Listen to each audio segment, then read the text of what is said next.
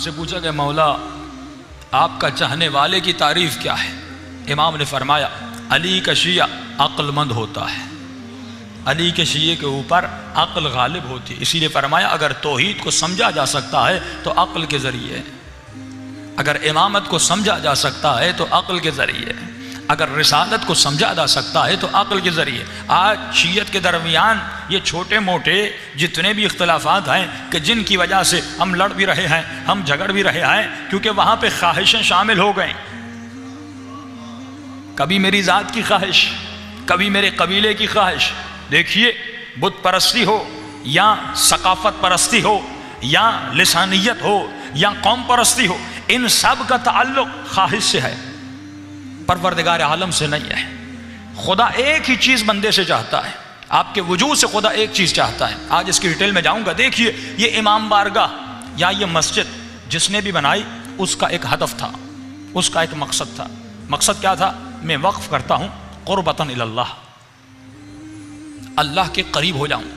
اب کیونکہ اس مسجد اور امام بارگاہ کے وقف کرنے کا مقصد پروردگار عالم تھا، لہذا اس مسجد و امام بارگاہ میں کبھی کوئی فنکشن نہیں ہوگا، اس میں ہر وہ کام ہوگا جو بندے کو اور انسانیت کو خدا کے قریب لے جائے، کیونکہ اس کا مقصد یہی تھا۔ یہاں پہ کوئی دعوت نہیں ہوگی، یہاں پہ کوئی شادی کے بڑے فنکشن نہیں ہوں گے، یہاں پہ مجلس ہوگی، یہاں پہ ذکر خدا ہوگا، ذکر آل رسول ہوگا، ذکر محمد مصطفیٰ ہوگا، یعنی ہر وہ کام ہوگا جس کی نسبت پروردگار عالم سے ہے، تاکہ جس نے وقف کیا اس کا مقصد پورا ہو جائے۔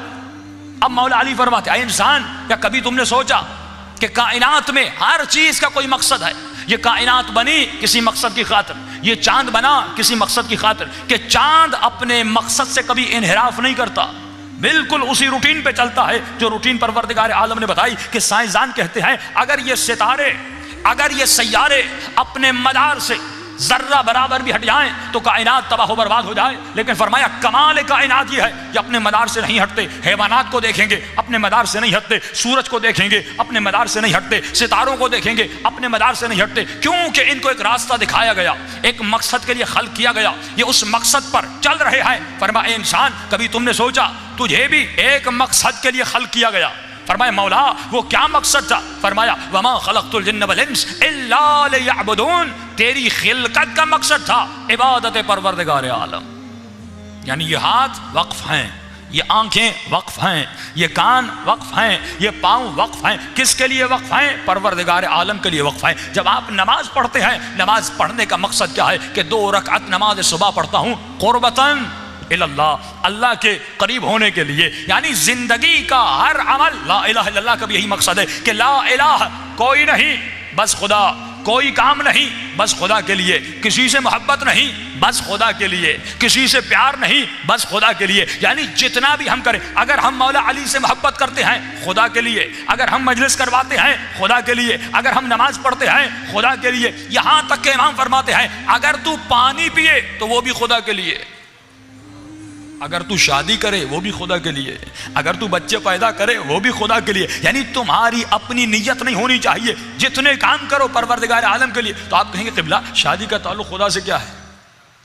میں شادی کروں اپنے لیے، اپنی جسمانی لذات کے لیے، اپنی خواہشوں کو پورا کرنے کے لیے، اس کا خدا سے کیا جائے؟ میں پانی پیوں اس کا خدا سے کیا جائے؟ میں ایک چائے کا کپ پیوں اس کا خدا سے کیا جائے؟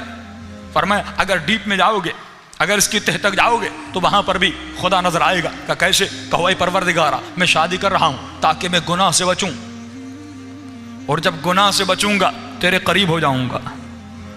تو شادی کا مقصد کیا ہوا؟ پروردگار عالم کے لیے۔ اے خدا میں بچے پیدا کر رہا ہوں تاکہ امام زمانہ کے سپاہی بڑھاؤں۔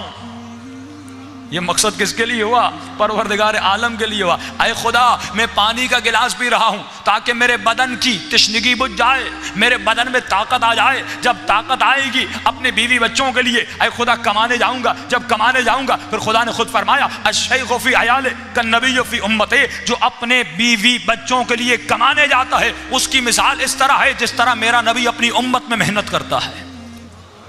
اس کی مثال نبی کی طرح ہے کہ رزق حلال اپنے بچوں کے لیے کمانے جا رہا ہے. اے خدا میں پانی پی رہا ہوں, میں کھانا کھی رہا ہوں تاکہ میرے بدن میں طاقت آ جائے, تاکہ میں صبح کی نماز کے لیے اٹھ سکوں, تاکہ میدان جہاد میں اے خدا تیری راہ میں لڑ سکوں. تو اگر زندگی کا شیڈول اس طرح بنایا جائے کہ ہمارا ہر مقصد پروردگار عالم کے لیے ہو, کہ میں اکثر آج کل کے نوجوانوں کو کہتا ہوں جو سوشل میڈیا پہ بہت زیادہ ایکٹیو ہیں, قبلہ آپ کی ہر ایکٹیویٹی, آپ کا ہر عمل, اس کی انتہا پروردگار عالم ہونا چاہیے. انتہا پروردگار عالم, اس صراط اور اس کا راستہ, آخری دروازہ پروردگار عالم کے لیے کھلنا چاہیے. اکثر نوجوان پوچھتے قبلہ ہمیں پتہ کیسے چلے کہ جس راستے پر ہم چل رہے ہیں یہ راستہ حق کا ہے یا باطل کا ہے؟ یہ سوچو آپ کے کام سے دین کو کیا فائدہ ہوگا, آپ کے عمل سے دین کو کیا فائدہ ہوگا. مثال کے طور پہ آپ نماز پڑھتے ہیں, یہ خدا نے کہا یہ قربتاً اللہ ہے. میں اکثر سمپل سی مثالیں دیتا ہوں کہ نوجوان اپنے بال بناتے ہیں, بالوں کے سٹائل آج کل دیکھیے, بھائی آپ نے ایسے بال کیوں بنائے؟ کہتے ہیں قبلہ یہ فیشن ہے.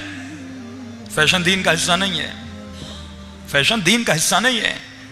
کہ میں نے کل ڈیٹیل میں کہا تھا کہ ہمارے دین میں جتنی ظرافتیں ہیں کسی دین میں اتنی ظرافتیں نہیں ہیں, اور فقہ شیعہ میں جتنی ڈیٹیل میں بتایا گیا کسی فقہ میں اتنی ڈیٹیل میں بتایا نہیں گیا. کہ ہمارا دین وہ ہے جو ہمیں سونا سکھاتا ہے کہ جب رات کو سو تو سیدھے ہاتھ پہ یا الٹے ہاتھ پہ پانی پیو, صبح بیٹھ کے یا اٹھ کے, یہاں تک کہ جب انسان واش روم میں جاتا ہے دین یہ بتاتا ہے جب بیٹھو تو کیسے بیٹھو, جب طہارت کرو تو کیسے کرو. غسل کے اقسام ہیں, غسل جنابت کا طریقہ کیا ہے, غسل جمعہ کیا ہے, غسل استغفار کیا ہے, غسل نشاط کیا ہے, اتنے مستحبات مکروہات. جب بچے کا نطفہ نہیں ٹھہرا اس سے پہلے کون سے اعمال ہے, جب نطفہ ٹھہر جاتا ہے پہلے مہینے پہ کون سا عمل ہے, دوسرے مہینے کا کون سا عمل ہے, تیسرے مہینے کا کون سا عمل ہے, چوتھے مہینے کا کون سا عمل ہے, شادی کرنے سے پہلے کون سے اعمال ہے, شادی کے بعد کون سے اعمال ہے, جب بچہ پیدا ہو گیا پہلے سال سے لے کر 7 سال تک کیسے تربیت کرنی ہے, 7 سال سے لے کر 14 سال تک کیسے تربیت کرنی ہے, 14 سال سے لے کر 19 سال تک کیسے تربیت کرنی ہے. جب دین نے اتنی ڈیٹیل میں بتایا, کیا اس دین نے یہ نہیں سکھایا ہوگا کہ زندگی کیسے بسر کرنی ہے؟ اتنا کچھ دین, یعنی اللہ چاہتا ہے ہم چلیں اس کی مرضی سے, ہم سوئیں اس کی مرضی سے, ہم اٹھیں اس کی مرضی سے, ہم بولیں اس کی مرضی سے, کیونکہ یہ جسم وقف ہے پروردگار عالم کے.